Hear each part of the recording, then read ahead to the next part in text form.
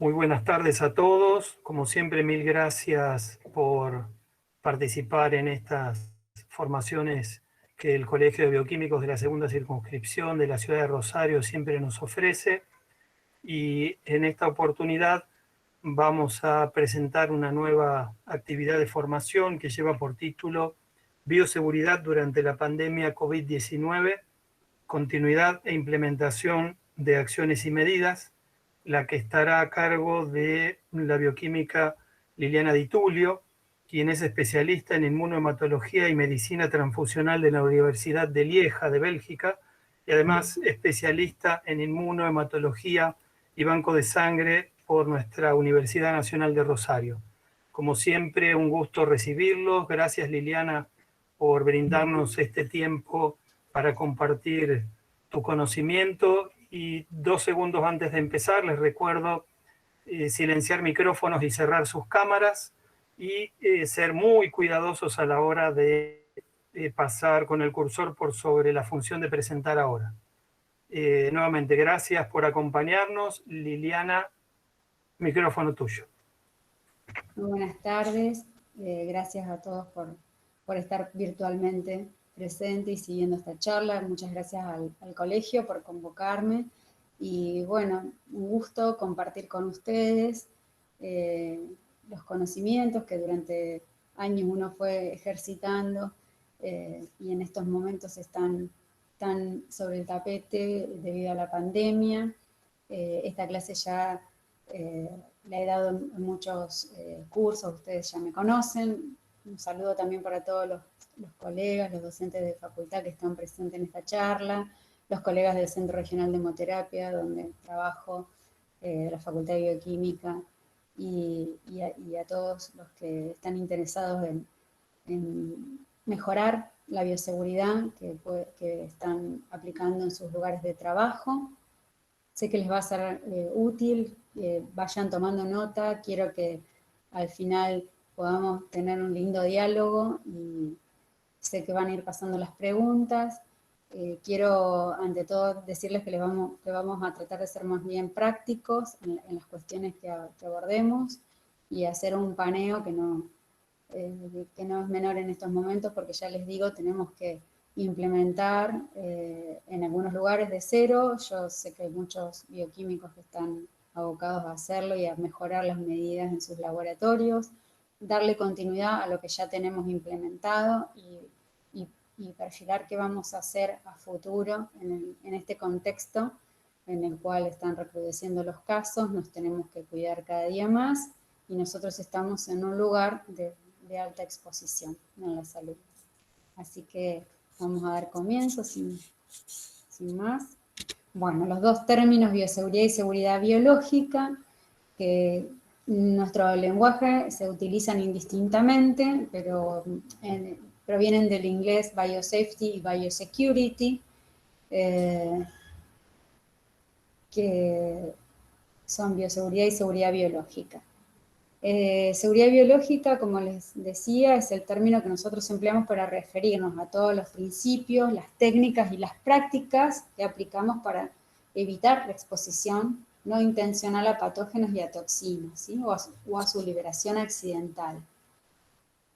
En cambio, en otros países, cuando uno habla de biosafety, por ejemplo en Estados Unidos, hablan de todas las medidas de prevención que se toman cuando puede haber una exposición intencional a patógenos. No sé si ustedes recuerdan el caso de la diseminación de anthrax, que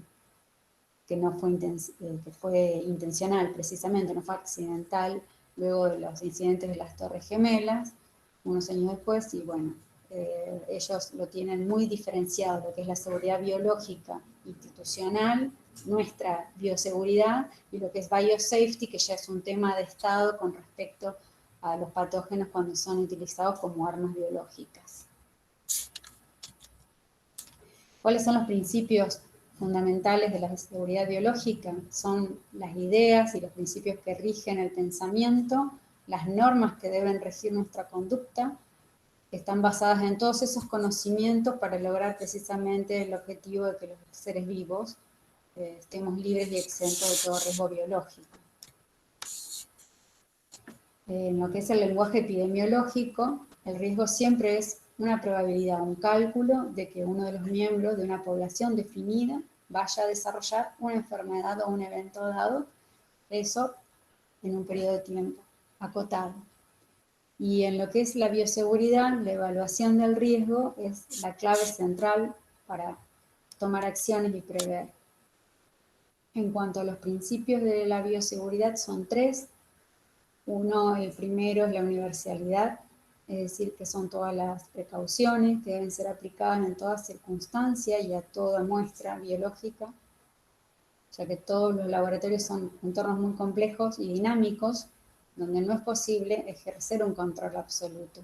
Por ende, los principios de bioseguridad se rigen por la universalidad de sus normas, es decir, deben ser aplicados a todos los pacientes, en todo momento y a todos los especímenes biológicos, sin discriminación de cuál o de tal o cual yo creo que puede tener alguna patología.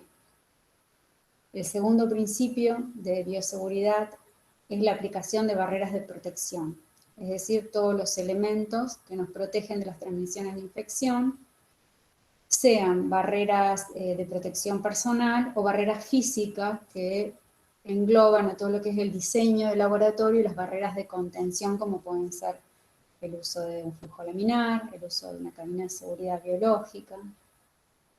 Y por último, el tercer principio, que es la gestión de los residuos. Por tanto, la seguridad biológica constituye un aspecto muy importante en la calidad de la atención sanitaria. Debe ser concebida, como mostramos en la diapo, como un derecho de la población, un derecho de nuestros pacientes y un derecho de los trabajadores de la salud. Mucho se ha escrito sobre bioseguridad. El puntapié inicial surge en la década de los 80, cuando aparecen los primeros casos de VIH-Sida y estábamos ante algo desconocido totalmente y había que ser precavidos porque muy poco se sabía de las vías de transmisión, por ende del manejo de esos especímenes. Y los CDC de Estados Unidos fueron los primeros en recopilar los datos y dictar normas y los principios universales de bioseguridad. Luego se suma la OMS y acá les dejo un link que quería compartirles.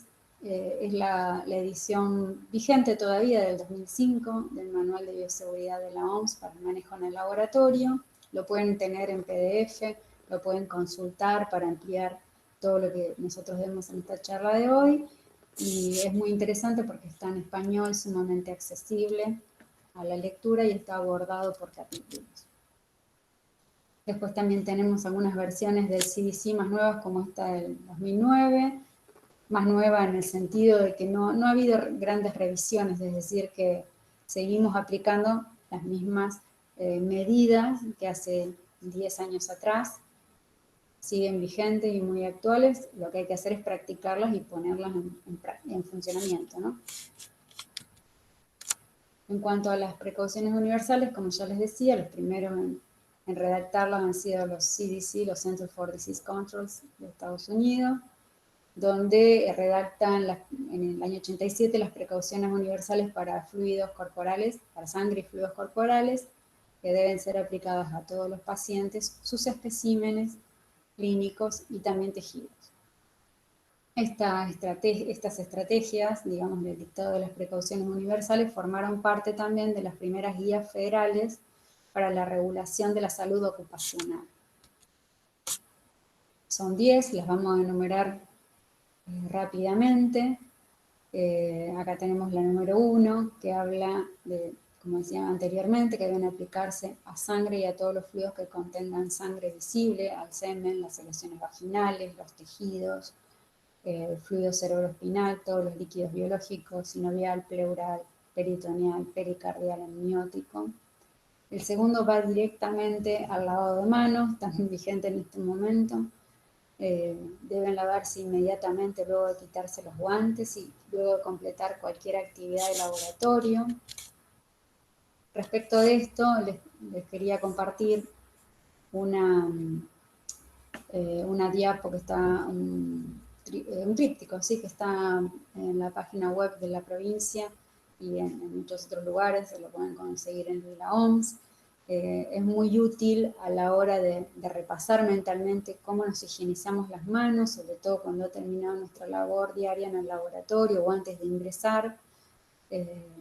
Y no está de más tenerla expuesta en los lugares comunes de los laboratorios, en la sala de espera, en los sanitarios, en el office, en la cocina, en todos los lugares donde se requiera la higiene de manos, para estar constantemente concientizando al trabajador de las normas de higiene.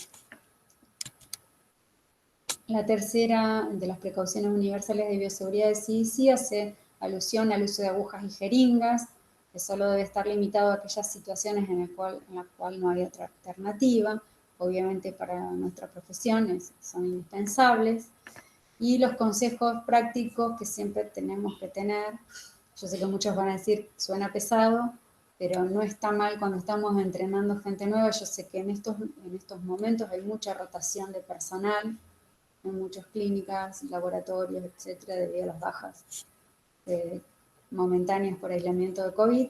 Entonces necesitamos todo el tiempo estar alertando sobre no reencapuchar agujas, cómo las disponemos, en los descartadores rígidos, en los contenedores específicos para aguja, pero aún así, por más que tengamos el lugar donde descartarla correctamente, lo que tenemos que tener presente es que el descartador se maneja con una sola mano la jeringa y se descarta haciendo un movimiento y encastrando en el lugar para ello que viene diseñado, ¿no? Nunca remover la aguja de la jeringa con la mano, ni tratar de reencapucharla, ni doblarla.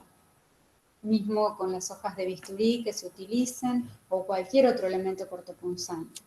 Deben ser descartados en los contenedores para ese mismo uso, es decir, los punzos resistentes, y estos tienen que estar colocados lo más práctico y cerca posible del área donde se van a usar. Es muy común cuando uno ha estado reportando accidentes laborales, preguntar cómo se habían cortado, pinchado un dedo, y los trabajadores muchas veces te dicen, no, llevaba la jeringa en la mano porque tenía que ir hasta el office, o hasta el office de enfermería, o hasta la sala de extracción para descartarlo. No está de más si uno va a hacer un domicilio o si uno se va a retirar del laboratorio para recorrer en una institución hospitalaria y tiene que ir a hacer extracciones a sala, llevar el descartador con uno o en el carro de extracciones, ¿no? Y todo lo que sea reutilizable debe ir obviamente en un contenedor punzoresistente, ¿sí? Para llevarlo de una manera segura hacia el área de descontaminación. No es menor que también tengamos reporte de accidentes laborales en los lugares donde se realiza la limpieza diaria del material que debe ser reutilizable. Bueno, acá tenemos algunos modelos de descartadores, lo que le decía anteriormente. El descartador tiene que ser bastante resistente y debe ser llenado hasta las 3/4 partes de su capacidad total, porque está comprobado que cuando se llena hasta tope, las agujas pueden aflorar y ahí también hay reporte de accidentes laborales.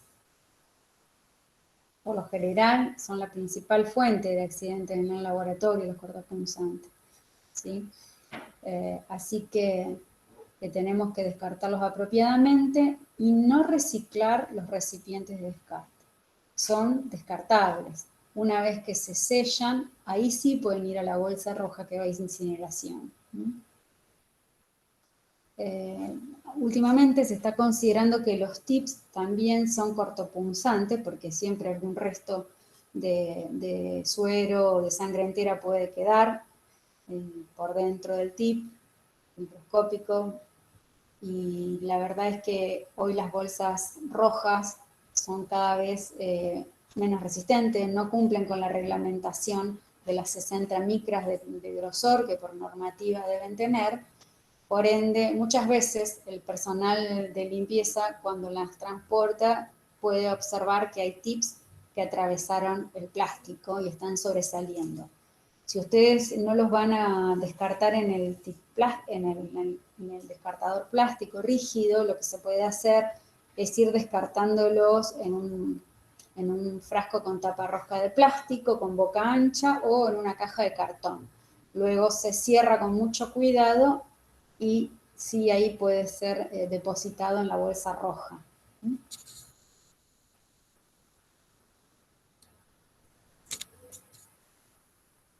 En cuanto a la cuarta precaución universal del CDC, la norma es que los trabajadores de la salud deben utilizar barreras protectoras apropiadas para todos los procedimientos de trabajo y previendo por anticipado el tipo y la extensión de la exposición que van a tener a patógenos.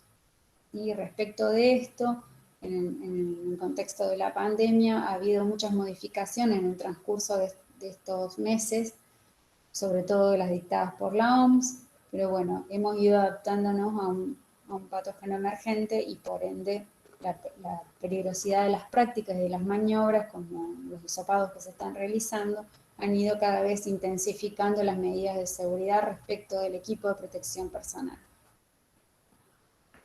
¿Sí? Los guantes son de uso obligatorio en todo momento en el entorno del laboratorio, tanto para los bioquímicos, los técnicos, extractores, vacunadores, enfermeros, y sobre todo cuando tienen cortes, raspaduras o alguna lastimadura que interrumpe la continuidad de la piel, por donde pueden entrar los patógenos, sobre todo los de contagio de vía parenteral, ¿no?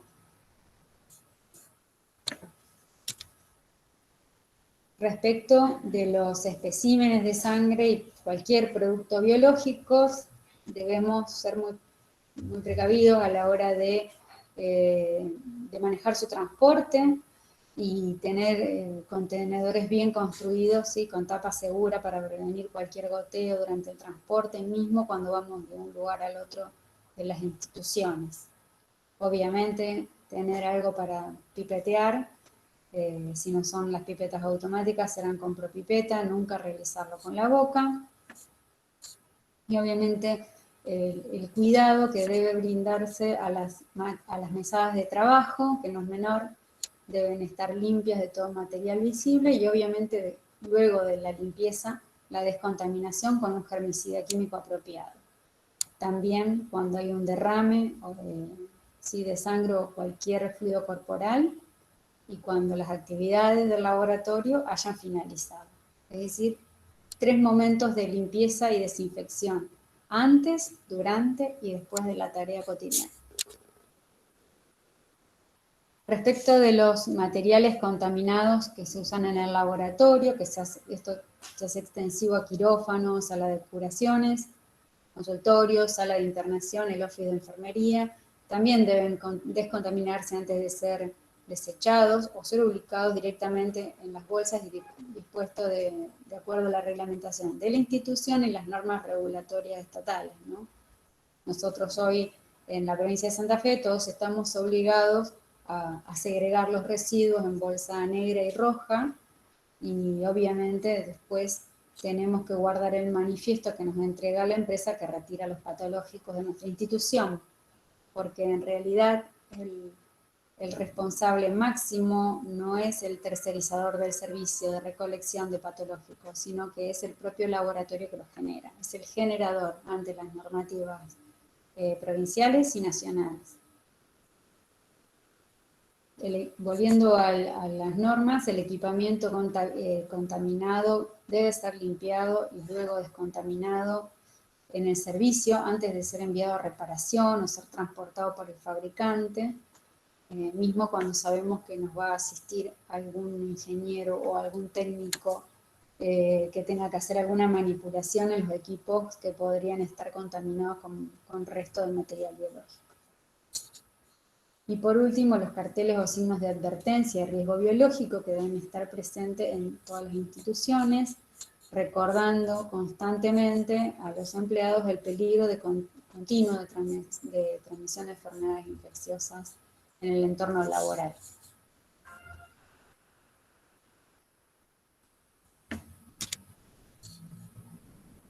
volviendo a los equipos de protección de personal, que son el segundo pilar de la bioseguridad, vemos que ya desde el medioevo el equipo de protección personal para las épocas de la peste se utilizaba y no dista mucho de lo que hoy usamos en estos momentos de pandemia, haciendo referencia a las cofias, a los guantes, al calzado cerrado, a la bata que tiene un cierre por detrás y a las máscaras y a las gafas o a la careta que estamos usando para prevenirnos de cualquier tipo de salpicadura o de microgotas. Las barreras de protección personal, como les decía anteriormente, pueden ser primarias o secundarias. Los guantes, bueno, los de cirugía o examinación, ya sabemos que no deben ser lavados ni siquiera rociados con alcohol o desinfectados de ninguna manera para su reutilización, son desechables y de un solo uso. Tengámoslo presente porque la porosidad de los materiales de látex hace que se rompan o que tengan fisuras por donde puede ingresar algún patógeno, ¿no? Los que se usan para la limpieza de las instalaciones en los laboratorios sí pueden ser reutilizados, pero siempre utilizando el par de látex debajo. Es decir, son los guantes amarillos o los naranjas de limpieza en general, también para la limpieza de instrumentos, para procedimientos de desinfección, y eso sí deben ser descontaminados al final de la tarea, enjuagados y reutilizados hasta que permanezcan, todo el tiempo en que permanezcan intactos, ¿no? En cuanto a las máscaras, los lentes de protección y los barbijos, obviamente si el riesgo es previsto deben ser utilizados por anticipado y obviamente para evitar contacto de los patógenos con la mucosa. Esto, por lo general, los laboratorios clínicos no los estábamos utilizando, solo utilizábamos las gafas de protección. El barbijo ha llegado para quedarse por largo tiempo, pero bueno, ha cambiado mucho el riesgo al que estamos expuestos. En realidad no estamos tan expuestos el que maneja sangre y fluidos biológicos, no está tan expuesto como el que está en estos momentos realizando hisopados, ¿no? Pero bien, en un laboratorio que solo maneja muestras de pacientes de sangre, deberíamos decir que el barbijo nos tiene que proteger de las relaciones interpersonales que nos podríamos transmitir unos a otros COVID. Obviamente que el equipo de protección personal no es intercambiable, es decir que las batas, los guardapolvos que usemos o el ambo debe usarse durante el procedimiento que pudiera generar cualquier salpicadura, fluido sanguinolento, ¿no? Y debe retirarse antes del área de trabajo, uno debe quitárselo antes de salir del trabajo. No es correcto deambular con ambos en el transporte público, ni estar en los lugares, por ejemplo, donde las salas de espera de las instituciones, deambulando con el mismo guardapolvo que tenemos dentro del laboratorio. Les traje unas fotos para compartirles de algunos lugares donde, para evitar esta misma salida y que solo se ha llevado el equipo de protección personal al lavadero institucional, les colocan un código de barras y un alambrecito como en las tiendas de ropa, ¿no? Es importante que cuando colguemos en los percheros nuestro equipo de protección personal, nuestro guardapolvo, porque por ejemplo vamos a ir a una oficina que es un área limpia y donde no manejamos muestras o vamos a comer, nos lo saquemos, nos lo quitemos y transitemos por las áreas limpias de la institución sin el guardapolvo o el ambo que usamos en las áreas sucias. Lo ideal es que contemos con estos lugares tipo casilleros para que cada uno pueda dejar su ropa por el lado de afuera y adentro los efectos personales. De hecho, en esta foto que les comparto, aquí, una foto real, este era mi guardapolvo y en un centro regional de sangre de la Cruz Roja, cada persona llegaba, se tenía que cambiar, y antes de ingresar a las áreas de trabajo estaba el lugar de cambiado, es decir, no se podía atravesar y llegar al laboratorio sin antes haber pasado por el área donde se tenía que descambiar hasta cambiarse los zapatos e ingresar correctamente vestido al área de trabajo. Acá les comparto otro modo de manejarse con los elementos de protección personal, que si ustedes pueden ver en la foto de la derecha, hacia el fondo están colgados los guardapolvos bien al lado del ingreso. Este es un laboratorio de doble ingreso y en uno de los lugares están las cajas con los guantes, bien en el lugar de entrada y salida, y al igual que el tarro de residuos. ¿Esto por qué? Para recordarnos que al ingresar al laboratorio, antes de tocar nada y de manipular, lo primero que tenemos que hacer es ponernos los guantes. Y otra recomendación es que el lavatorio de manos, el lugar donde están las gafas y los cestos de residuos, estén ubicados lo más próximo a las puertas posibles. De hecho, en un buen diseño de laboratorio de cero, esto tiene que ser contemplado, bien cerca de la puerta. Y el otro es el uso de las puertas vaivén, sin picaportes, muy útiles en las áreas de molecular, como ustedes pueden ver ahí en una foto del Centro de Tecnología que tomé hace muchos años y siempre la muestro porque es interesante, nos ahorra estar tocando todo el tiempo con los guantes los picaportes. Si bien esta manera de trabajar antes y de no contaminar con los guantes estaba, digamos, como destinada a las prácticas de molecular, hoy la pandemia hace que nos tenemos que manejar así en todos los laboratorios. Hasta el que no hace molecular hoy debe tener ese tipo de precauciones. Descontaminar picaportes, tratar de estar todo el tiempo en el laboratorio, ni bien ingreso a trabajar con los guantes colocados y la vestimenta protectiva. Otra vez la recomendación, hasta el cansancio, de que los elementos de protección personal no deben usarse fuera del lugar de trabajo, y como ven también una foto real en la izquierda, las batas de laboratorio que son muy similares a las de cirugía, porque nos protegen íntegramente la vestimenta, a diferencia del guardapolvo, que entre botón y botón puede permitir que cualquier líquido ingrese y toque contacto con la ropa o la piel. Algo muy interesante y que no es menor y que nos da garantía de que cuando nos vamos, nuestra ropa de calle, que es la que tenemos debajo del equipo de protección personal, está intacta y está no contaminada, es el uso de equipo de protección personal, ya sea bata, guardapolvo, ambos, con puño, manga larga y puño, ¿sí? Para poder montar el guante por encima de él y generar un todo cubierto de la piel.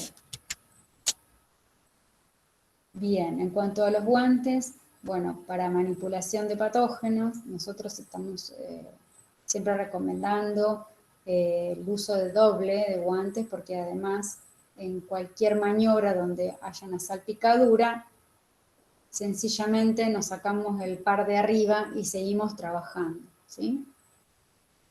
Nunca reutilizar, ya lo habíamos dicho antes. Observar el procedimiento de retiro, ¿sí? Para tratar de no contaminar nuestra piel al quitarnos los guantes. Y para la protección, bueno, de los ojos y la cara, ya sabemos que las máscaras con respirador son las más seguras, ¿sí? En estos momentos el N95 para determinadas prácticas como quien va a hisopar. Después tenemos las antiparras con protección lateral contra salpicadura, que son muy útiles. Los anteojos con protección lateral. Y una recomendación es que nunca en los laboratorios se debería usar lente de contacto, ¿no? Las advertencias, la señaléctica, que es muy importante también para todo el tiempo recordar el uso obligatorio de la máscara, en este caso del barbijo y de los guantes. En cuanto a la protección respiratoria, bueno, nosotros ya pasamos varias recomendaciones de OMS. Al principio era el uso de barbijo quirúrgico o el N95 solo para quien iba a estar expuesto a los pacientes COVID positivos y a quienes iban a estar en los procedimientos de hisopado. La recomendación es que tengan siempre los 4 puntos de anclaje ajustables, que esté bien colocado por encima de la nariz, por debajo del mentón.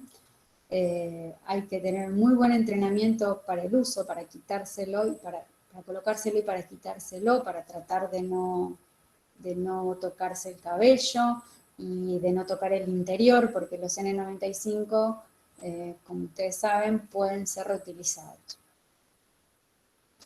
Sabemos que no siempre son necesarios, pero bueno, para determinadas prácticas, sobre todo los que están en las áreas de cultivo, en las áreas de hisopado, en las áreas de manejo de patógenos respiratorios, es muy útil y yo les diría que hasta obligatorio. En casos de emergencia, bueno, obviamente son necesarios los de máxima protección. En cuanto a lo que se ha expedido el Ministerio de Salud de la Nación respecto del equipo de protección personal para la pandemia COVID, ya sabemos que tenemos desde el N95 al barbijo quirúrgico bajando según los riesgos a los que vamos a estar expuestos, ¿no? Indicado obviamente para todo lo que es sarampión, TBC, varicela, vamos a hacer el repaso, y en estos casos para la manipulación de material de COVID. En caso de que se generen aerosoles, ¿sí?, como influencia, está indicado para toda muestra respiratoria, broncoscopía, VAL, aspirado traqueal, etc. Y para todo procedimiento directo en el cual pueda haber aerosolización boca, mucosa de la otra persona, ¿no? El uso debe ser individual, ya lo dijimos, no deben ser compartidos, no deben ser reutilizados más allá de 15 días en las jornadas de trabajo y no mayores a 7 horas. Debe siempre extraerse tomándolo por el elástico, luego guardarlo, se guarda en bolsa de papel, el N95, no en nylon.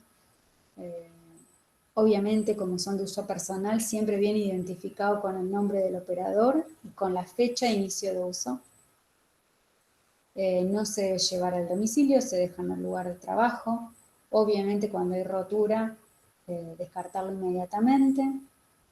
Y siempre, luego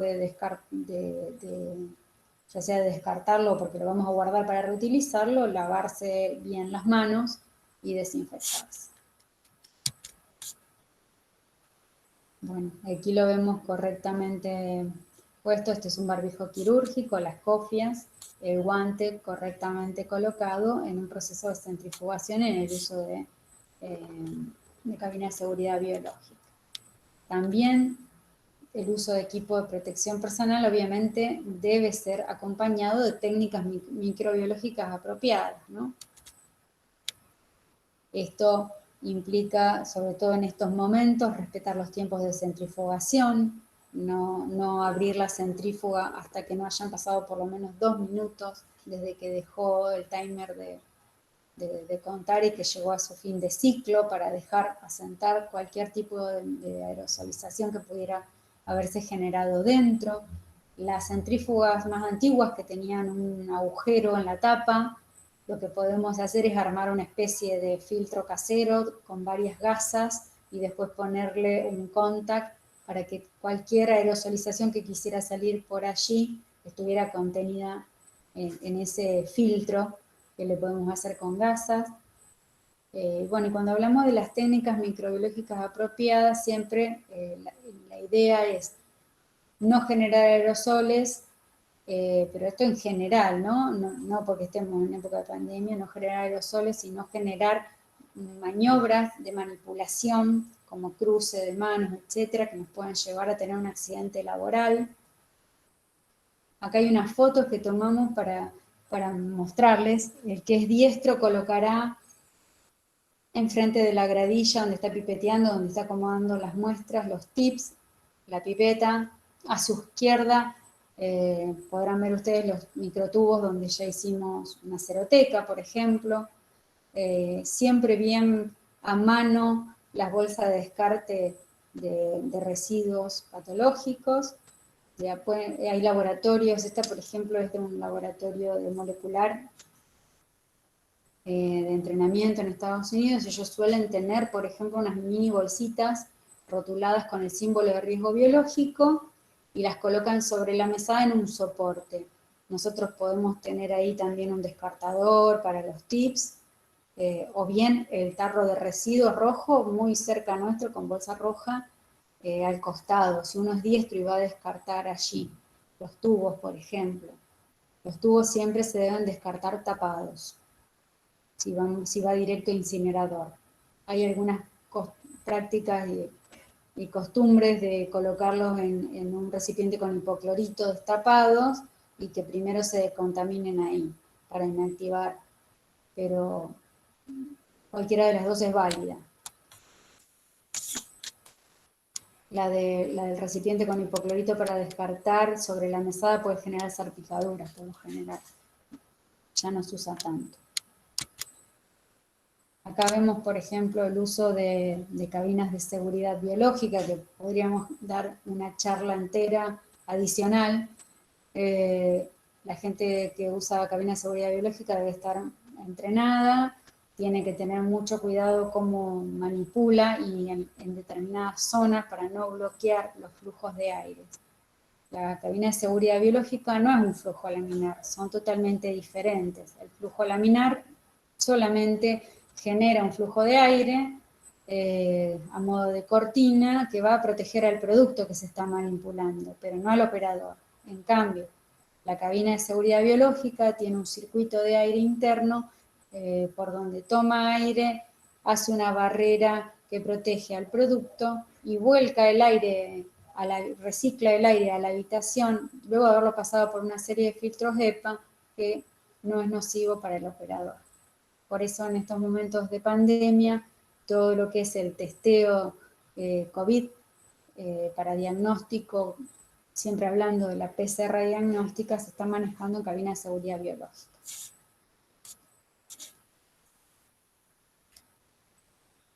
En cuanto a la secuencia de la colocación del equipo de protección personal, no es menor, la vamos a repasar. Estas que les traje aquí son las recomendaciones de la OMS y creo que hay alguna también sacada del Ministerio de Salud de la Nación, sí. Que si ustedes navegan por la página, está muy nutrida de información. Primero, la higiene de manos, luego la bata, es decir, sin olvidar atarla a la altura del cuello, los hombros y la cintura, en los 3 puntos de anclaje para que no ande volando. Luego colocarse el barbijo, ¿sí?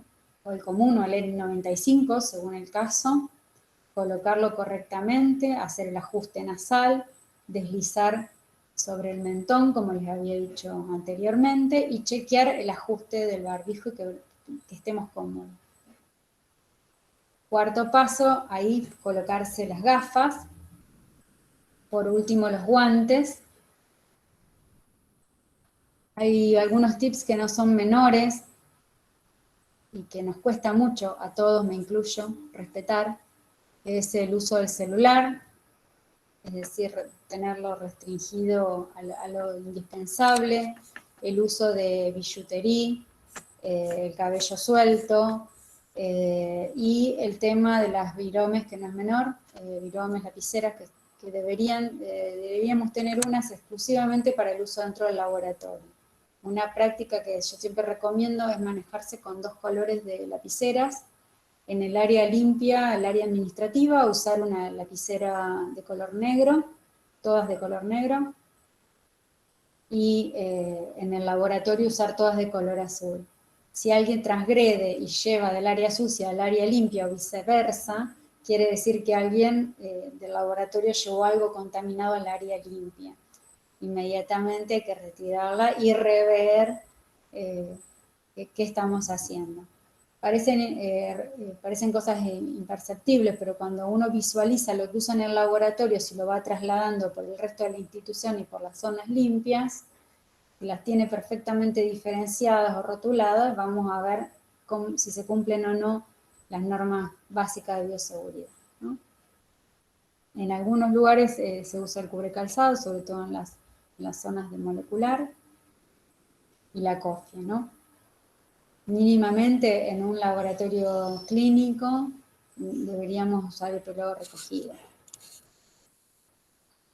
Luego, la secuencia de retiro,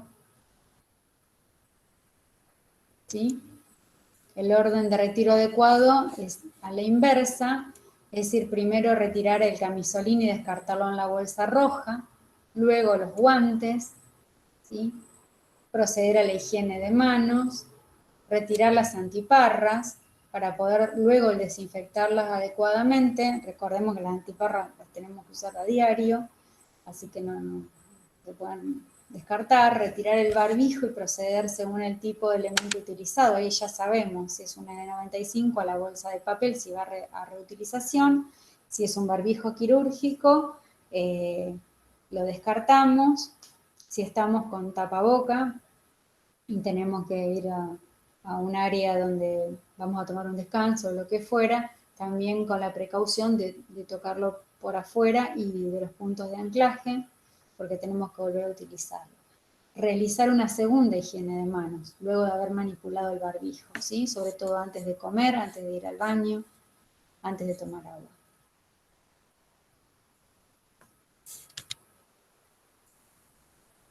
Acá les preparé una tablita basándome en las recomendaciones de la OMS, ¿sí? Estas son las últimas del mes de junio, porque fueron cambiando un poquito desde que comenzó la pandemia, respecto de qué tipo de equipo de protección personal vamos a necesitar según el nivel de atención.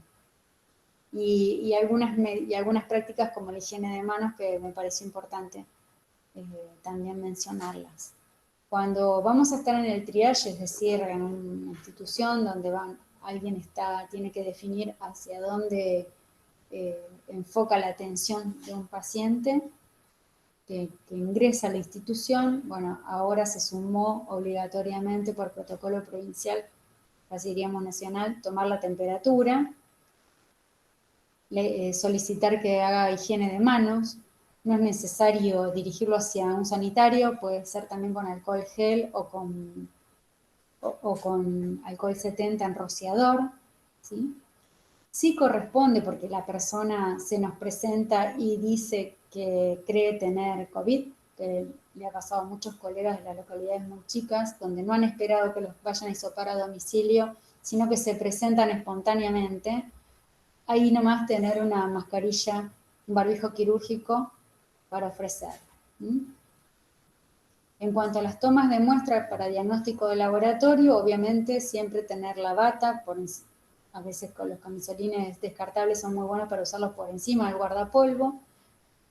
Tener obviamente siempre una estricta higiene de manos, utilizar el N95, utilizar las gafas o protección facial completa, la careta y guantes.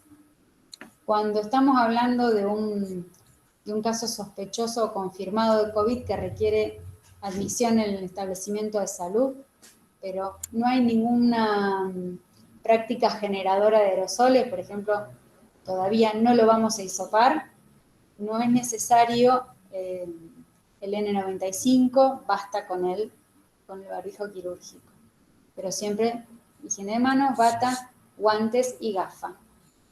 No se olviden ustedes que una de las vías de entrada puede ser la ocular, por la mucosa expuesta. Y respecto de eso, les quiero decir que los anteojos no siempre funcionan como una gafa de protección, porque el campo que tienen y la protección lateral no es completa. Cuando ya estamos ante un caso sospechoso o confirmado de COVID que requiere admisión al establecimiento de salud o alguna práctica generadora de aerosoles, ahí sí, quien va a hisopar, por ejemplo, tiene que colocarse el N95, ¿sí? Y obviamente los guantes. Esa es la diferencia entre el caso anterior y este. Y obviamente la pregunta que ustedes me van a hacer seguramente después es ¿en qué nivel de bioseguridad debemos tener para manejar estos pacientes? El básico de un laboratorio clínico es el nivel de bioseguridad 2, que es el apropiado para manipular microorganismos de riesgo que causan enfermedades en humanos de variada severidad, ya sea por ingestión o a través de exposición percutánea de las membranas. Bien, ahora, en este contexto, el nivel de bioseguridad 3 es el apropiado para determinadas prácticas, como por ejemplo para el testeo molecular que nos va a dar un diagnóstico de COVID positivo o no.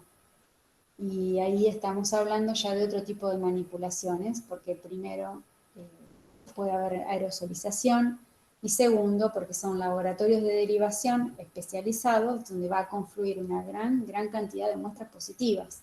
Entonces cambia el nivel de bioseguridad porque ya hay microorganismos con potencial conocido respecto de la transmisión de aerosolización o agentes que podrían causar infecciones muy serias y letales o algunos que son de origen salvaje o exótico, perdón, es un mix de términos. En cuanto al nivel de bioseguridad 4, Instituto Malbrano, Maistegui, para el manejo de infecciones virales, son los que manejan los microorganismos que tienen altísimo riesgo individual y poblacional, con riesgo de vida y de transmisión por aerosolización, para el cual no hay tratamiento disponible ni vacuna. Son restringidos y son los laboratorios de contención, máximo nivel de bioseguridad. ¿Cómo clasificamos un laboratorio respecto del nivel de bioseguridad? Bueno, se basa en una combinación de varias aristas. La característica del diseño propio de la institución, la construcción y los medios de contención que disponga, los equipos y las prácticas y procedimientos de operación que se van a dar in situ. El de bioseguridad 2, con las características generales del diseño de barreras secundarias, que son las barreras físicas. Las primarias habíamos dicho que eran los equipos de protección personal del operador. Bueno, ilustrativamente, ustedes ya saben todo lo que debería contar un laboratorio de nivel de bioseguridad 2, con la continuidad de mesadas, algún flujo laminar de ser posible, o cabina de seguridad biológica, ya es más tipo 3, digamos, para algunas prácticas de 3, las imágenes indicativas de riesgo biológico, lavaojos o ducha de emergencia, segregación de los residuos, ¿sí?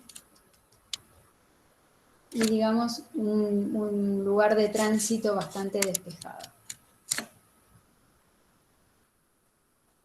Esta diapo que les comparto la traigo porque digamos, la OMS recomendó a los Estados miembros ya por febrero de 2020 garantizar la identificación oportuna, el envío de las muestras, de las muestras sospechosas de COVID-19 a laboratorios nacionales de referencia y a implementación de detección molecular para su diagnóstico, ¿no? Según la capacidad operativa del laboratorio.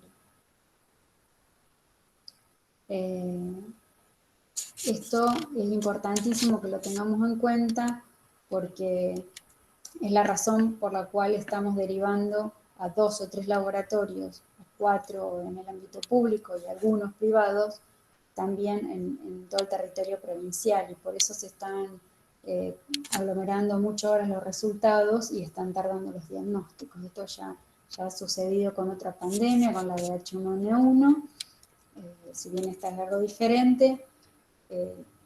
Todo tiene un porqué, y el manejo de este patógeno con alto grado de infectividad, con la probabilidad de generación de aerosoles en el procedimiento de extracción de la muestra del paciente durante su manipulación, hace que tengamos que referirnos a laboratorios especializados en el manejo de alta carga viral, en el manejo de la fase extractiva, que también puede generar aerosolización, y obviamente con una capacidad de contención que requiere manipular en una cabina de seguridad biológica a todas las muestras de los individuos sospechados de COVID-19. No es menor el tema del manejo del traslado de muestras, porque muchos de ustedes están haciendo a lo largo de toda la provincia la fase de extracción de muestra, la etapa de extracción y derivación. Siempre debemos respetar la norma del triple empaque. Esto quiere decir que el espécimen tiene que estar colocado en un contenedor, ya sea una muestra de sangre, ya sea el hisopado, luego en un empaque secundario. Hasta ahí siempre manipulamos con guantes, correctamente rotulados, no solo los datos del paciente, sino también alguna identificación de riesgo biológico. Y luego el empaque terciario, que es el que va a tocar el transportista. Nosotros ahí, entre que empacamos la muestra, que podemos derivar un tubo y un hisopado en su estuche, lo rotulamos correctamente para la identificación del paciente. Lo que vamos a hacer es colocarlo en un segundo frasco, preferentemente con tapa rosca, para el transporte, volver a rotular también a dónde va dirigido, y ahí nos tendríamos que cambiar los guantes, para tocar con guante limpio el armado del empaque final, que muy seguramente lo va a manipular un chofer, o lo va a manipular un transportista, un comisionista, etcétera, y muy poco entrenamiento tienen en lo que es el manejo de seguridad biológica. Entonces, por una cuestión de respeto y de evitar contagios, tenemos que tener muchísimo cuidado cuando se arma el empaque terciario. Siempre el empaque terciario debe tener el nombre del remitente y un teléfono de contacto donde lo podamos ubicar en toda hora. Ese rótulo es fundamental por si llega a ocurrir un derrame o el extravío de una muestra. En el momento que estamos transcurriendo ahora, la verdad, de mucha complicación para los laboratorios, de mucho trabajo, mucho agotamiento de los choferes, de todo el personal sanitario, la verdad es que no estamos exentos de que se pierda una muestra. Entonces, recomendar siempre al chofer, obviamente que sepa lo que sabe, por eso el símbolo de riesgo biológico, que está transportando algo, un agente potencialmente infeccioso, y destinatario y remitente siempre claramente definido con un teléfono de contacto, sea de uno o de otro, ¿no? En cuanto a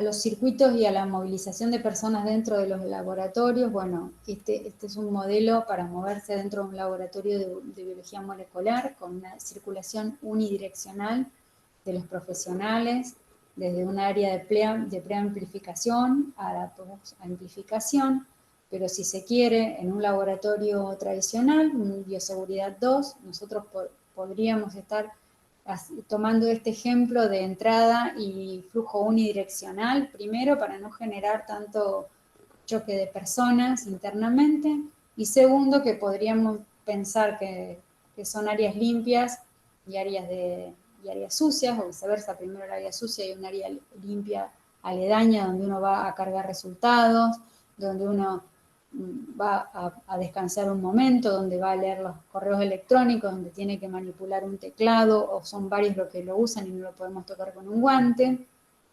Es decir, siempre delimitar las áreas y los procesos desde lo más contaminado a lo menos contaminado. Obviamente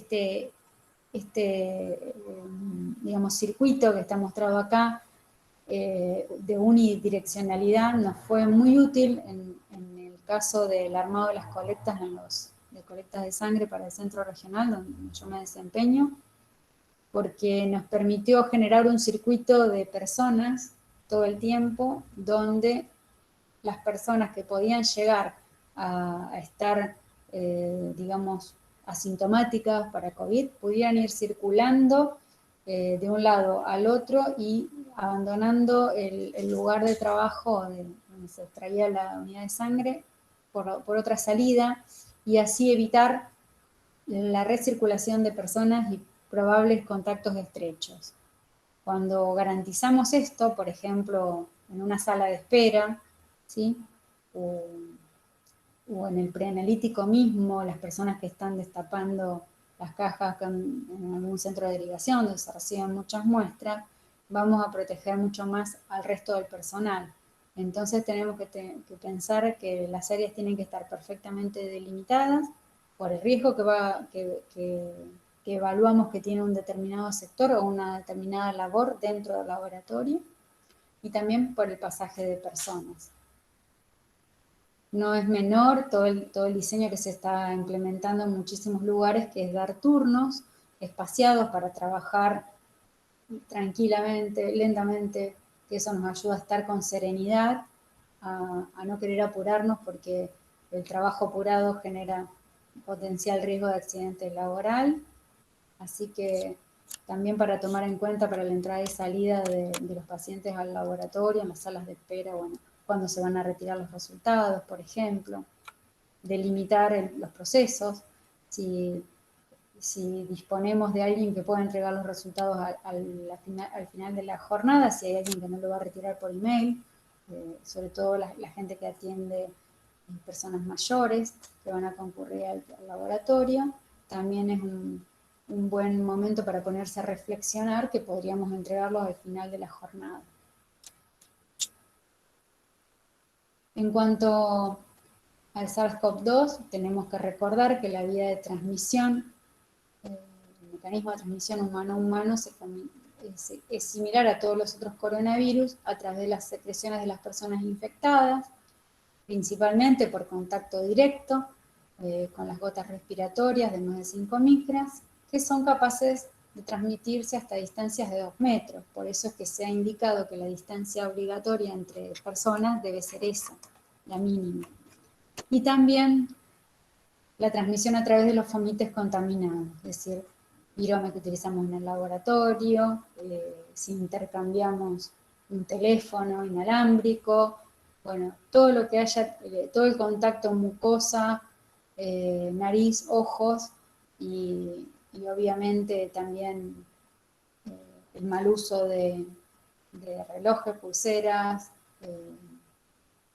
eso también puede llegar a arrastrar esas microgotas por absorción, y obviamente, como sabemos que se ha detectado en secreción nasofaríngea e incluyendo saliva, es que tenemos que tener todo ese resguardo. No es menor en los laboratorios la contaminación del personal por autoinoculación accidental, y esto ha sido demostrado por hepatitis B, para hepatitis C, es decir, ir tocando todo con los guantes y que otra persona sin los guantes toque y se autoinocule el patógeno. Así que en este caso, más todavía, por eso tenemos que tratar de estar todo el tiempo dentro del laboratorio con las gafas y el tapabocas o el barbijo puesto.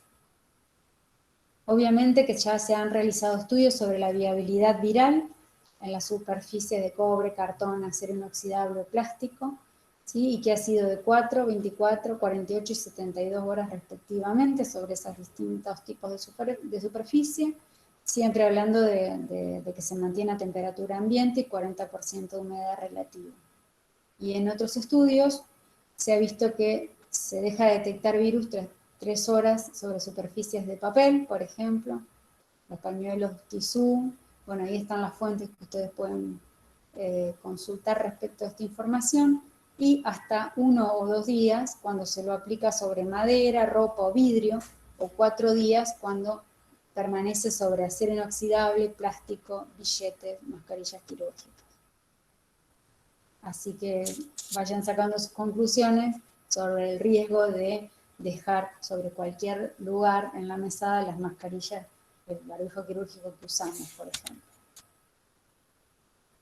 En cuanto a la inactivación del virus, los germicidas químicos de elección son los de siempre, no es necesario utilizar nada sofisticado, todo en su correcta medida, en su correcta concentración, ayuda para destruirlo. Las soluciones de hipoclorito sódico como desinfectante de uso general de todo lo que es superficies, piso, paredes, y para sumergir materiales metálicos, no metálicos, perdón, estén contaminados. Todo lo que es plástico, acrílico, el uso de alcohol 70 para procedimientos de descontaminación específicos en las áreas del molecular, los bloques térmicos, todas las superficies, micropipetas, por ejemplo, para no corroerlas con lo que es hipoclorito, y también para la desinfección de las partes metálicas de todos los instrumentales del laboratorio, ¿sí? Ya que con el hipoclorito se corroen.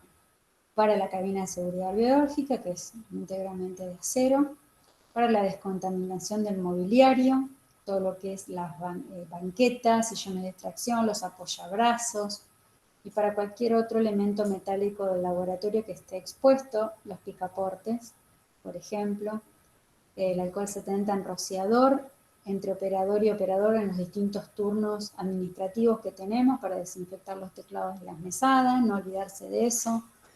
Si tenemos pantallas táctiles en las computadoras. Y el peróxido de hidrógeno, perdón, como antiséptico cutáneo, ¿sí? Y que debe estar siempre presente en el botiquín de primeros auxilios.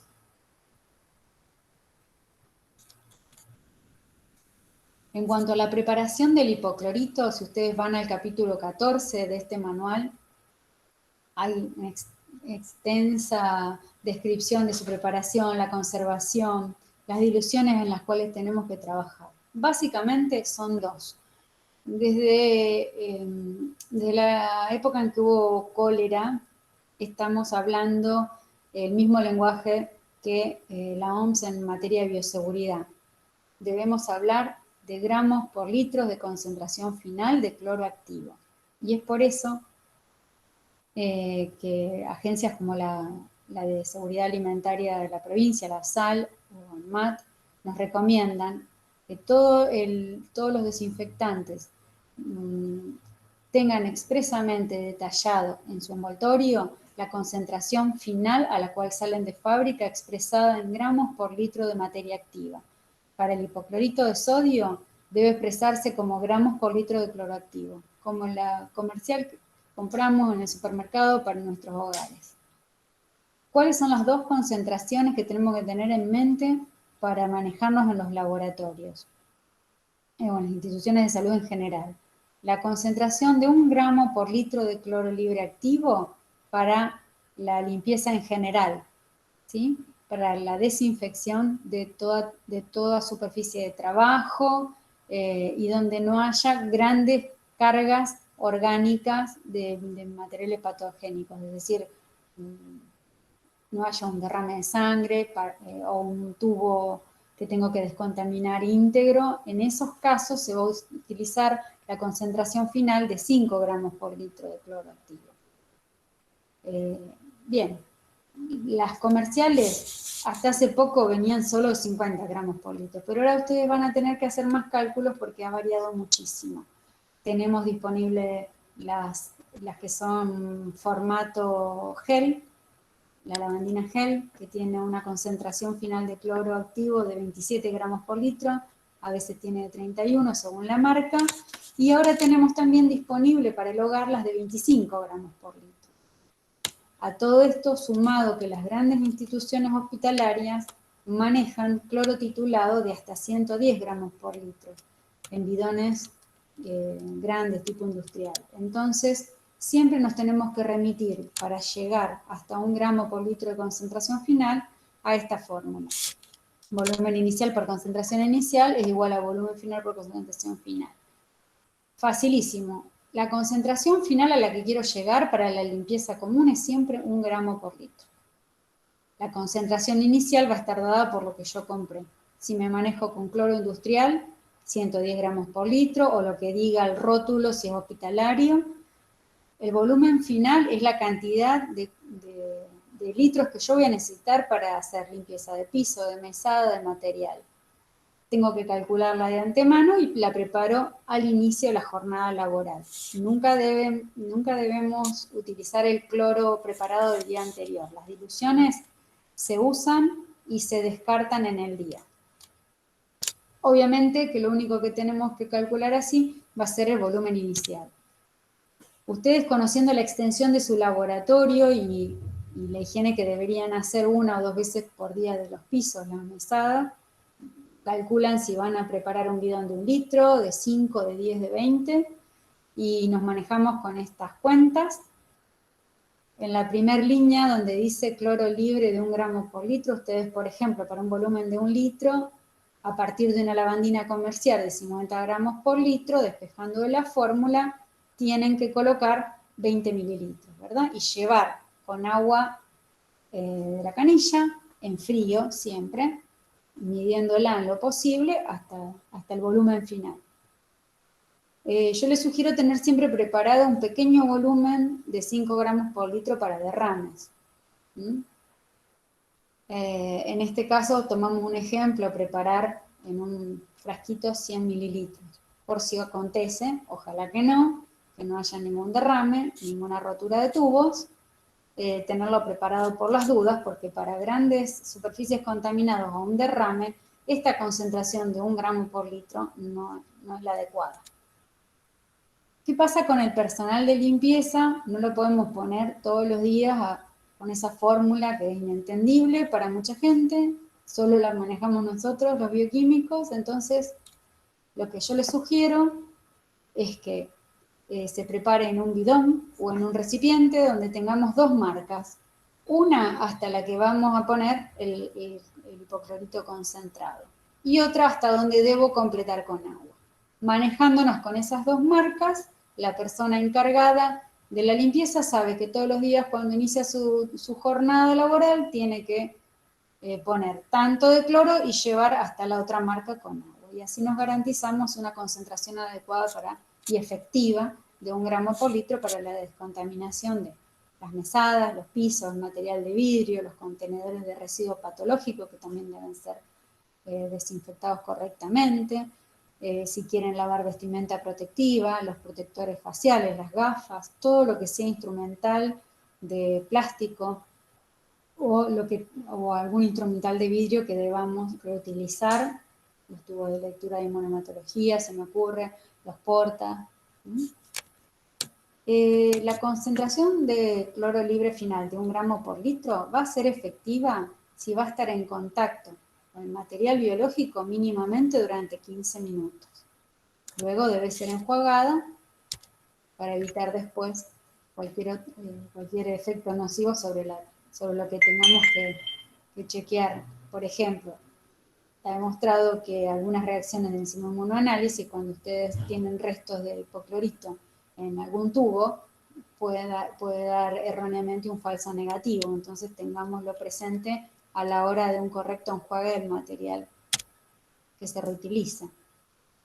En cuanto a la utilización y el almacenamiento, bueno, ya lo dije, se deben preparar diariamente estas soluciones. Si es posible, se colocan en los recipientes de descarte, donde vamos a descartar, el que tiene la costumbre de descartar los tubos abiertos, destapados, para ir neutralizando toda la muestra biológica.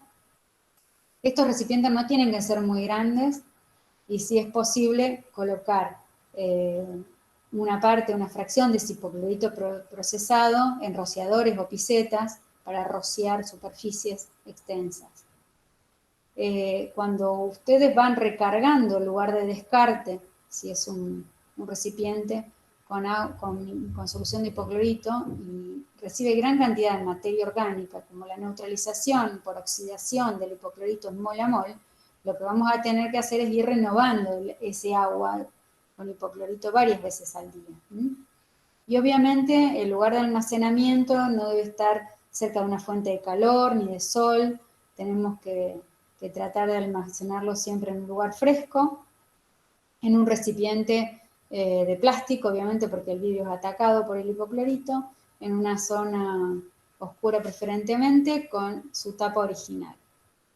No mezclarla con ácidos ni con detergentes, yo sé que ustedes lo saben, pero el personal de limpieza debe ser constantemente advertido de esto, porque hay un mito muy común entre el personal de limpieza que no es entrenado en bioseguridad, de que si lo mezclan va a ser más efectivo para la limpieza, o si lo mezclan con perfuminas o con cualquier otro limpiador.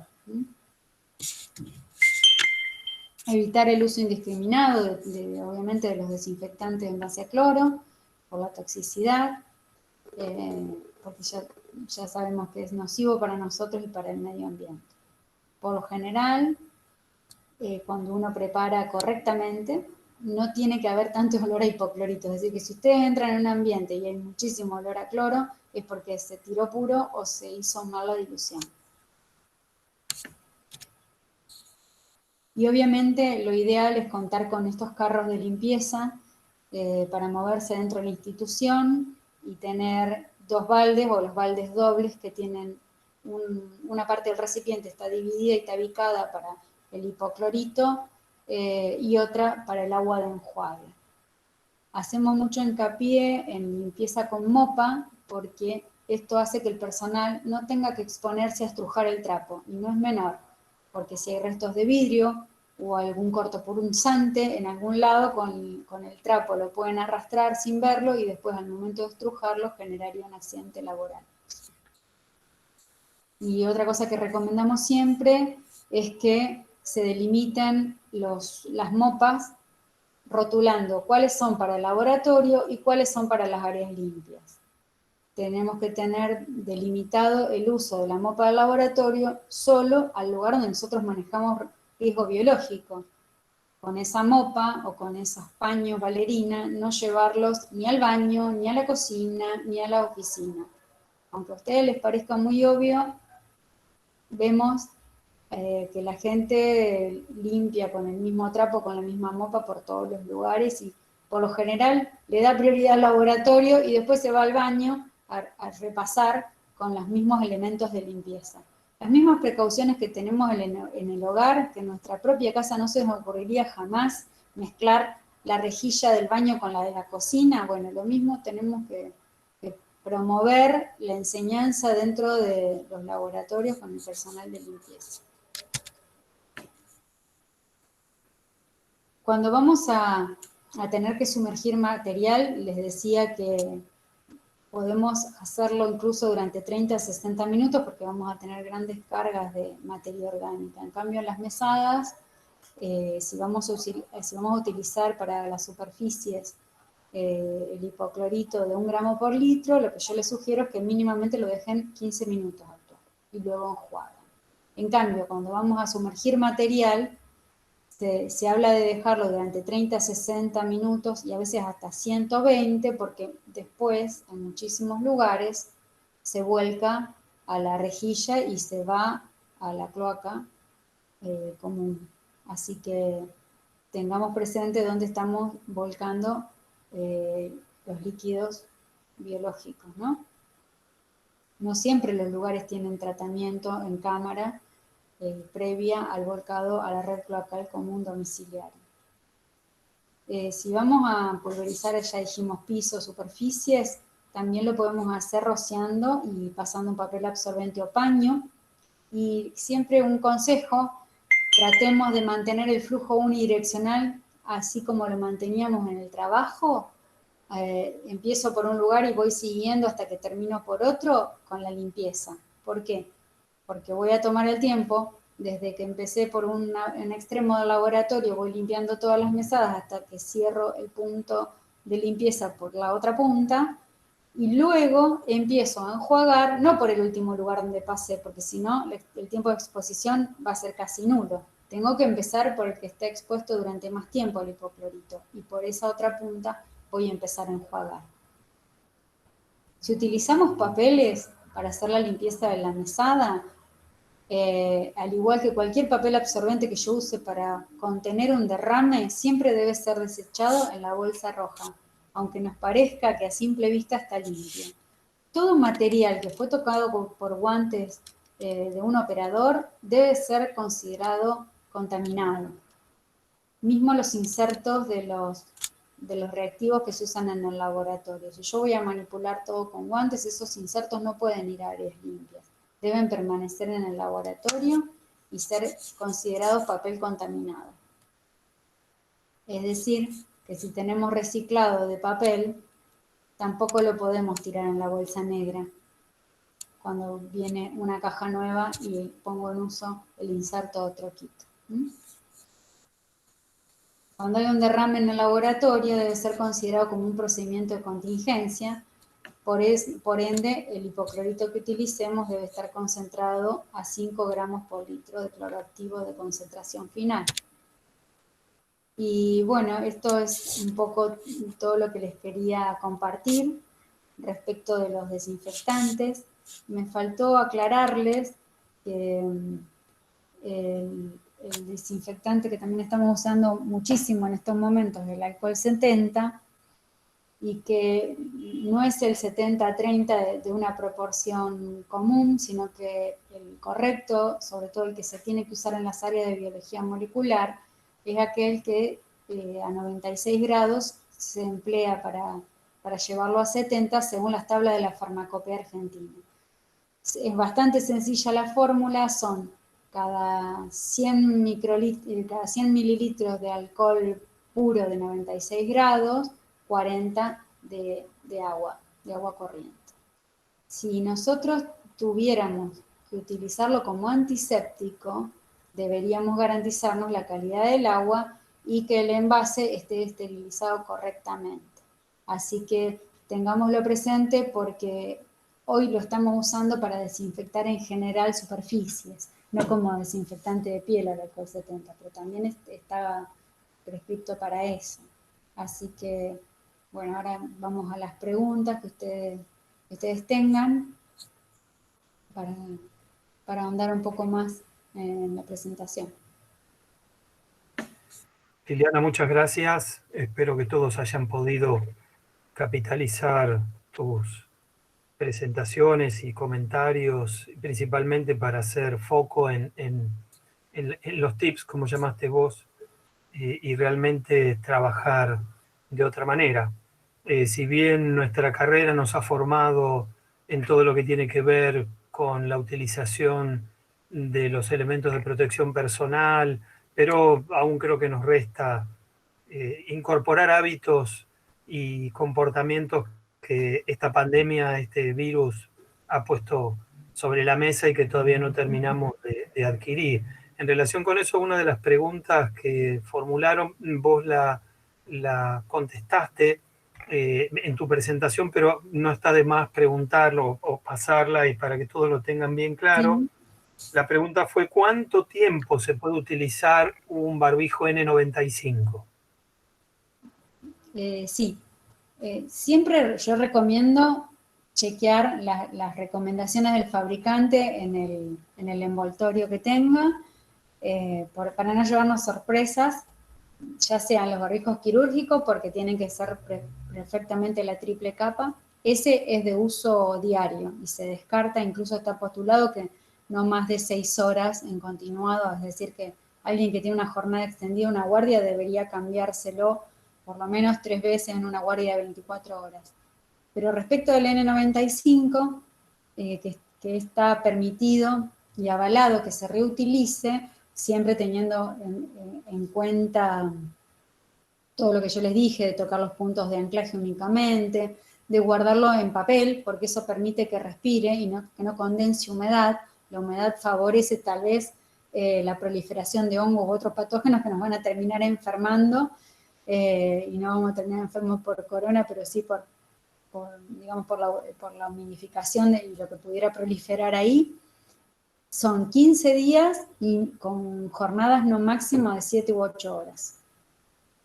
Y siempre uso unipersonal, bolsa de papel, rotulada, con el nombre del operador y el día que lo pone en uso. Bien, Liliana, ahora te voy a pasar un par de preguntas vinculadas con cómo nos comportamos dentro del laboratorio puntualmente, pero puede ser cualquier otro ámbito. Por ejemplo, ¿qué recomendás hacer en caso que en un ámbito de trabajo una persona manifieste síntomas compatibles con lo que después podemos decir puede ser COVID-19, pero ¿qué debemos hacer? ¿Cómo debe proceder el personal, los colegas, los compañeros, en caso de que una persona en el ámbito de trabajo manifestara síntomas? Bueno, Ante todo, en los lugares de trabajo se están aplicando algunos protocolos respecto de la toma de la temperatura diaria o bien la circulación de las personas en determinados turnos, que son los que les corresponden y ningún otro, o la rotación del personal. Si se puede, es trazable, digamos, es medible y es chequeable. Sobre todo para después, si surge que alguien es un caso sospechoso, rápidamente visualizar quién es el nexo, quiénes son los contactos estrechos. Nosotros hemos tenido casos, en las instituciones, casos sospechosos porque habían tenido un nexo con un contacto positivo. Y entonces la pregunta era, ¿qué pasa con el contacto de contacto? Si alguien se siente mal dentro de su ámbito laboral y en el horario de trabajo, lo primero, notificar a las autoridades y después retirarse inmediatamente. Si los síntomas son compatibles con COVID, o esa persona en el transcurso de su jornada laboral se entera que estuvo en contacto con otra persona, se retira inmediatamente y está más que justificado que lo haga por la preservación del resto de sus compañeros. Para el personal de salud, que está todo el tiempo con el equipo de protección personal y si lo usa correctamente, los contactos estrechos no deberían, los contactos estrechos con los pacientes, por ejemplo, no deberían ser motivo digamos, de cese laboral, porque si no, todo el personal que esté hisopando no podría trabajar más que un día. ¿Se entiende lo que digo? Nosotros, cuando tenemos previsto qué riesgo tenemos en nuestro lugar de trabajo, sabemos a lo que nos estamos exponiendo, por ende tenemos que prever el equipo de protección personal que tenemos en cada momento y cómo manipulamos las muestras, etc. Hablo, por ejemplo, del personal que le está en estos momentos tocando hisopar. Por otro lado, si la persona se manifiesta con temperatura alta, tos, dolor ocular, bueno, cualquiera de los síntomas, si es personal de salud, con 2 o más síntomas va a tener que hisoparse inmediatamente y si no tiene nexo epidemiológico, ¿sí? Y el hisopado es positivo, va a tener que restar digamos, en aislamiento obligatorio durante los 10 días siguientes al diagnóstico o los 14 días desde el inicio de los síntomas. No sé si con eso soy clara. El resto de los contactos se consideran contactos estrechos cuando uno ha permanecido con otra persona. Siempre estamos hablando del trabajo, ¿no? Sin los elementos de protección personal, a menos de 2 metros de distancia, por más de 15 minutos. Eso se considera contacto estrecho. Si las personas permanecen a menos de 2 metros de distancia, pero con el barbijo, las gafas o la máscara, y no se lo quitan, por más que uno de ellos resultara positivo, diagnosticado, no debería considerarse que hubo riesgo, ¿no? Lo que pasa es que es muy difícil y muy subjetivo decir, autoevaluarse y decir, no estuve a riesgo en ningún momento. Que eso es donde nos entra la duda y entonces ante un positivo laboral, vos qué haces, aislás al resto de las personas que tuvieron el contacto estrecho. Bien. Varias de las preguntas también hacían referencia a cómo proceder en el laboratorio en distintas instancias que son diarias para muchos de nosotros. La toma de muestras, etapa preanalítica en cuanto a separación de las muestras. En ese sentido, ¿cómo recomendás hacer la extracción rutinaria de muestras en un laboratorio? Bueno, hoy lo que nos juega en contra es que en esta pandemia estamos hablando de un virus altamente contagioso a través de las microgotas y de hecho, si ya para la población en general es obligatorio el uso del barbijo y vamos a hacer una extracción de sangre en el entorno del laboratorio, en la sala de extracción, no hay que sacarse el barbijo en ningún momento, pero no solo el profesional, sino también el paciente. ¿Mm? En ese caso estaríamos una extracción no, por lo general no dura más de 15 minutos. Mismo para la persona que está atendiendo en ventanilla. Es decir, ambos, paciente y empleado profesional que después lo recibe o el técnico lo recibe en la sala de extracción, si están con el barbijo correctamente colocados, en un lapso no mayor a 15 minutos frente a frente en estas distancias en las cuales uno entrega un informe, no se lo puede entregar a más allá de 2 metros, ¿no? Si lo hace en persona o si va a hacer una extracción, se considera que no hay, que si ambos están protegidos, no hay un contacto estrecho. Bien, Pues, bien. distinto es el caso del que tienen que ir a hisopar, que tienen que estar con el N95, el correcto traje que le cubre toda la cara, la cofia, la cabeza, el cubre calzado. ¿Por qué?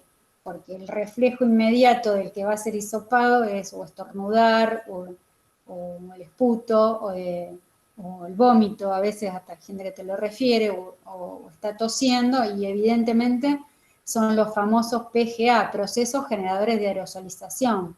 Entonces ahí obviamente que tenemos otro tipo de vestimenta mucho más completa, otros tipos de recaudo, y obviamente sí, ahí el riesgo es mayor.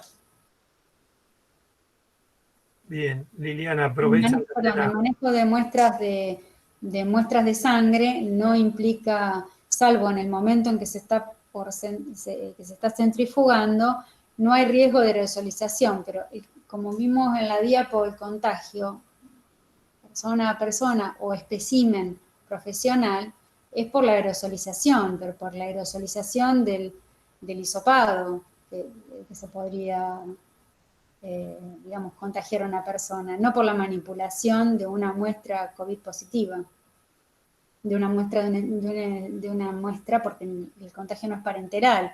De hecho, no se podrían hacer sino los ácido bases en una guardia o en una institución que tiene internados COVID. Quiero que les quede claro porque en realidad la muestra parenteral no tiene un mayor riesgo para COVID que cualquier otro patógeno transmisible por sangre. El problema acá lo tenemos con las excreciones del individuo, ¿sí? Las secreciones nasofaríngeas, los esputos, los lavados broncoalveolares y también las heces, saliva, ¿sí? Y orina, donde podría haber también presencia del virus, pero en mucho menor cantidad que lo que es el tracto respiratorio, porque ahí es donde se está, digamos, recrudeciendo la infección y es la vía de transmisión. Aprovechando, voy a invertir el orden de las preguntas que tengo. ¿Cómo recomendás descartar muestras, por ejemplo, de materia fecal o de orina, sabiendo que pueden provenir o que provienen de pacientes que están cursando COVID? Directamente tapar y no tratar de hacer ni agregarles nada, como fuera hipoclorito, etcétera. Directamente recipiente, contenedor, el mismo con el que vino cerrado y a la bolsa roja para incineración. Y en el caso del manipuleo de las muestras cuando llegan al laboratorio y cuando... Siempre tratar de hacerlo, en general hoy ya en los laboratorios medianos a grandes ya hay un área de preanalítica donde tenés la sala de la centrífuga, porque se ha demostrado que también el ruido es molesto para el operador, que genera problemas. Entonces, si hay un lugar especial para centrifugar o un rincón incluso delimitado del laboratorio para centrifugar y manipular las muestras como un sector preanalítico, es mucho más indicado que tenerlo en el medio del laboratorio generando aerosoles, ¿no? Porque la centrífuga sepamos que puede generar aerosolización. Y luego, obviamente, también siempre cerca los lugares de descarte. Es preferible tener más recipientes descartadores que sobren y no que falten, porque cuando vos tenés poco lugar de descarte, siempre estás cruzando por todo el lugar con las muestras en la mano, entonces puede generar accidentes y no es recomendable el tránsito con el material biológico. Bien. Una zona de descarte en el preanalítico también es aconsejada. Liliana, vos en la presentación hablaste principalmente de agentes químicos desinfectantes como el hipoclorito de sodio, el alcohol en sus diluciones adecuadas. Sí. Mencionaste también peróxido de hidrógeno y una pregunta que fue recurrente en quienes eh, hicieron la inscripción y dejaron sus consultas y en otras oportunidades también lo han consultado. ¿Qué podés referir en relación con la sal ternario? Las sales de amonio cuaternario, en realidad los que yo les presenté son los más efectivos, lo más económico para manejarnos en el laboratorio, lo más difundido. Si bien en algún momento se nos puso complicado conseguir alcohol para preparar las diluciones de alcohol 70, ahora ya no. El hipoclorito nunca estuvo en faltante. Y las sales de amonio cuaternario, si nos vamos a algunos manuales mucho más específicos que existen en materia de bioseguridad, no es tan efectivo para todos los patógenos y, no está, y pueden ser también perjudiciales para el operador. Entonces, yo trato de desaconsejarlos. El hipoclorito en su correcta preparación, ya sea 1 gramo por litro o 5 gramos por litro de concentración final para los derrames, es totalmente eficiente, es el de elección de la OMS, y si ustedes se van a manuales donde clasifican a los patógenos en grupos y en determinados riesgos, eh, van a ver que a veces las sales de amonio cuaternario no son efectivas para todos. Así que en realidad es una muy buena práctica tenerlo universalizado, digamos, dentro del laboratorio al hipoclorito. Bien, bien. No tengo Siempre más. también la limpieza previa de todo el material o de las superficies es un tip importante y no para no tener en cuenta. Digamos, hay que recordar siempre que todo resto de polvillo y de materia orgánica que no sea material biológico va a neutralizar primero el desinfectante que yo le coloque. Entonces necesito hacer una limpieza previa de los objetos y de los instrumentos antes de proceder a la descontaminación con el germicida. Y el uso del alcohol 70, por ejemplo, en las superficies metálicas, lo que se recomienda es dejarlo actuar hasta que se evapore, porque su formulación hace que sea efectivo, nunca puro, porque necesita para romper las membranas de los patógenos la porción esa de agua que va a tener, y además dejarlo secar solo. Y ni hablar de cuando uno está haciendo la desinfección de la piel para hacer una extracción, de no soplar, no abanicar, no apurar el proceso. ¿Sí? Bien, y no tengo, a ver, hay una pregunta. En caso que tuvieras que obtener una muestra para un hemocultivo, ¿cómo recomendás proceder? ¿De un paciente COVID o de...? Mm, Pensemos en un paciente COVID, pero en caso que querramos extremar los cuidados, y si fuese COVID puntualmente, ¿cómo Pues sí, procedería? por el sembrado, Para la limpieza de la zona previo a la obtención de la muestra. alcohol 70. Es más, deberíamos estar replanteándonos en los laboratorios clínicos el uso de alcohol 70 como antiséptico de piel y no el alcohol puro. Total, lo podemos preparar tranquilamente con un sachet de agua destilada estéril, alcohol de 96 grados y un recipiente esterilizado o un recipiente nuevo. Y una Bien, buena práctica es tenerlo en aerosol para aerosolizarlo sobre el brazo del paciente, en la zona de la venopunción, y dejarlo secar solo, sin apurar.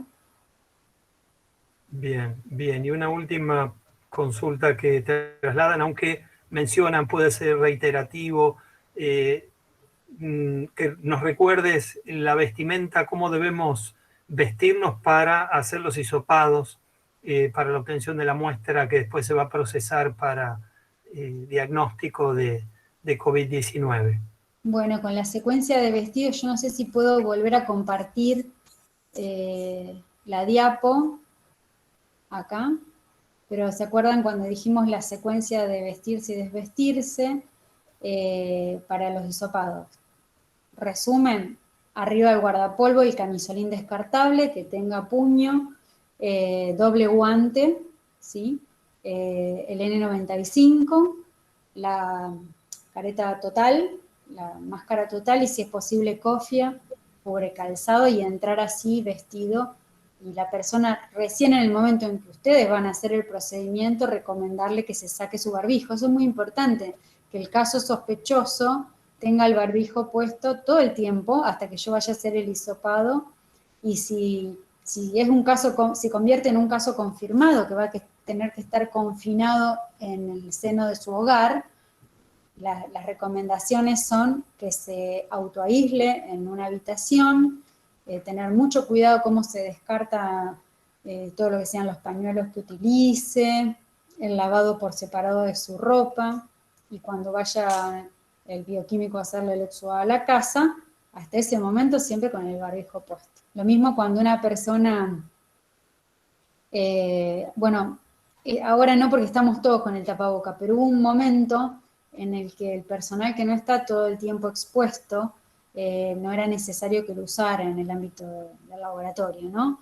Entonces lo que se recomendaba es, si un trabajador de la salud cae con síntomas o en el transcurso de la jornada laboral se siente mal, inmediatamente, antes de retirarse de la institución y de ir a notificarlo, que se ponga un barbijo y empiece a deambular con el barbijo tapado.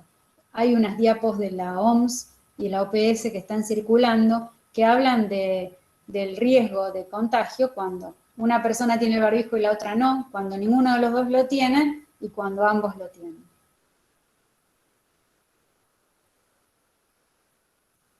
Así que bueno, esa es un poco la vestimenta con la que tienen que proceder para el hisopado. Alguien puso por ahí, pero ya pasó, yo hago hisopados en domicilios de pacientes. Si me la pueden repetir. Vi que pasó, pero muy rápido la pregunta. Sí, dice, yo hago los hisopados en el domicilio del paciente, me descambio ahí y descarto todo en una bolsa y lo llevo a mi laboratorio. Sí, sí, es correcto, está muy bien. A veces lo hemos charlado con algunos colegas y pensando en la estrategia, porque a muchos les ha pasado que en ciudades chicas donde no había casos no habían tenido la necesidad de ir a hisopar a domicilio y surgió, y bueno, lo charlábamos con amigas y incluso van con una técnica que lo acompaña, con otro profesional que lo acompaña y que le va rociando. Si ustedes entran a la página web de Santa Fe, la www.santafe.gov.ar, gov con B larga, hay protocolos específicos para todas las actividades, pero hay uno que es para el manejo de pacientes COVID en zona COVID. Y ahí te hablan de cómo tenés que delimitar la zona limpia, la zona sucia, y los elementos que se van a usar y cómo el trabajador cuando entra a la zona sucia luego debe descambiarse y descontaminar, sacarse el cubrecalzado, después rociarse los zapatos de calle con el alcohol 70, rociar todo lo que hubiera estado manipulando con los guantes puestos, por ejemplo los tubos, ¿sí? Así que sí, hay que vestirse correctamente antes de entrar al domicilio, en la puerta de la casa, entrar a hacer el procedimiento y cuando la persona se retira, siempre descartar, por ejemplo, el camisolín y doblarlo con la parte que estuvo expuesta hacia adentro, haciendo un bollo. Lo mismo con los guantes y obviamente ir con la bolsa roja. Nosotros en el Centro Regional de Hemoterapia, donde yo estoy todo el tiempo, tenemos un training en salir a las colectas de sangre con nuestros tarros de descarte, con todo lo necesario para hacer un correcto descarte in situ donde es la colecta, dejar todo el lugar limpio y volver, porque ustedes piensen que nosotros vamos a manipular sangre en un lugar donde puede ser un colegio, un club, la sede de gobierno donde nos encuentran siempre, casi todos los jueves, desde que empezó la pandemia. Entonces piensen que son lugares donde después transitan los civiles y la responsabilidad cae sobre el profesional de cómo hacer la limpieza del lugar una vez que terminamos de hacer todo. Esto sería lo mismo, yo tengo que llevarme todos los elementos de trabajo. Si además le tengo que tomar una muestra por venopunción, por X motivo, Lo que voy a hacer también es llevar mi descartador al domicilio, ¿sí? Y volver con ese descartador. Bien, bien. Mira, hay una consulta más bastante vinculada con lo que estás mencionando de cómo proceder en el caso de los profesionales que tengan que atender pacientes, quizá pueden ser sospechosos de COVID-19 o no, pero que tienen que ir hasta los domicilios, pacientes que están postrados o pacientes que están en geriátricos y que deben obtenerse muestras de distintos ámbitos, cómo proceder entre un paciente y otro. Sí, tal vez me olvidé decírselo. Bueno, en el laboratorio de ustedes, entre un paciente y otro, lo recomendado es lo que nosotros estamos haciendo ahora en época de pandemia y que estamos haciendo hincapié, que ojalá quede la costumbre entre uno y otro hacer toda la descontaminación del apoyabrazos, del perchero donde colgó sus pertenencias, todas las cosas que puede haber tocado, los picaportes. Eso es muy importante, pero obviamente va a llevar a que entre paciente y paciente tengamos los recaudos necesarios para descontaminar todo el área de atención. Eso nos va a llevar a elongar o extender los procesos de trabajo. Pero bueno, me parece que es lo mejor para cuidarnos y para que el que sí, la persona que se va a sentar en el sillón de atención, que por lo general es de corina también, se siente cómodo y sepa que se llevó a cabo una desinfección entre paciente y paciente. Esto es muy importante y les voy a contar una anécdota. Trabajando en el Centro de Tecnología, en la Sala 9 del Centenario, la sala de extracciones, bueno, hay muchos colegas que han pasado por allí, los colegas de facultad que conocen el lugar. La sala de extracciones tiene una puerta que no es transparente, ¿no? Cuando entra y sale un paciente, uno lo recibe, a veces se va preparando para ganar tiempo, y en el ganar tiempo, yo haciendo el reemplazo de la extractora, ese día ya me pongo los guantes, empiezo a preparar las agujas, bueno, a sacar la jeringa del celofán, mientras me ve de espalda un paciente que se sienta y me dice, ¿vos te cambiaste los guantes antes de atenderme a mí? Y uno que siempre está con el tema de las normas de bioseguridad y que hemos tenido de todas las personas que por allí pasaron y que nos han formado y con las cuales estamos súper agradecidos, siempre nos han tenido muy presente el tema de la bioseguridad porque era un lugar donde manejábamos muchos pacientes VIH positivos, hepatitis B, hepatitis C, y me puse roja de la vergüenza porque lo hice tan inconscientemente y tan rápido para ganar dos segundos de tiempo, la verdad, que yo ya lo esperaba preparada a la persona y ya me había cambiado los guantes. Pero me dio tanta vergüenza para con el paciente que me los quité y me volví a poner otro par nuevo. Y desde ahí tomé la conciencia de que uno tiene que, estando a la vista de su paciente, armar la aguja con la jeringa en el momento, delante de la persona, que vea dónde están los tubos ubicados, que vea el descartador, que no sean cosas ocultas. Cada uno que se sienta en nuestro sillón de laboratorio se tiene que ir contento y satisfecho de la atención que recibió y que le hayamos garantizado las medidas de bioseguridad. No solo ahora en la pandemia, que quede para lo sucesivo, digamos. No me lo olvido más esa anécdota. La persona me dijo, ¿te cambiaste los guantes para atenderme? En algunos privados te preparan una bolsita y está bárbaro con los tubos que van a ser para vos. Eso no es menor porque evita el error preanalítico. Vos tenés tus tubos hasta el momento en que te van a atender. Es decir, que tu muestra va a ir a donde está tu rótulo.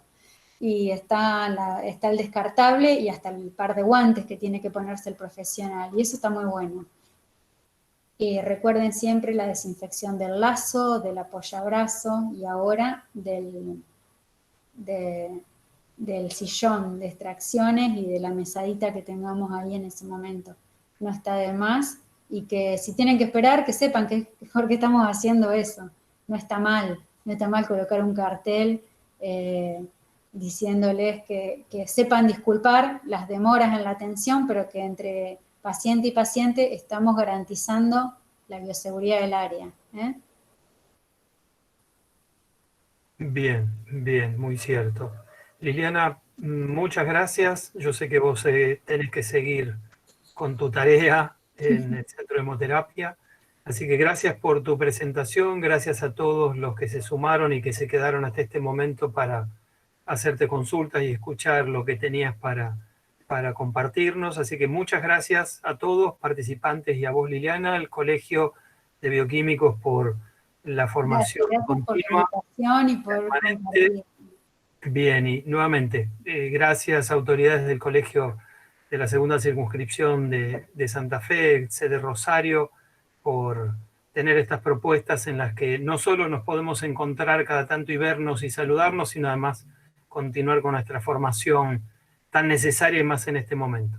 Gracias a todos y ya les estaremos avisando de nuevas propuestas formativas. Muchas gracias.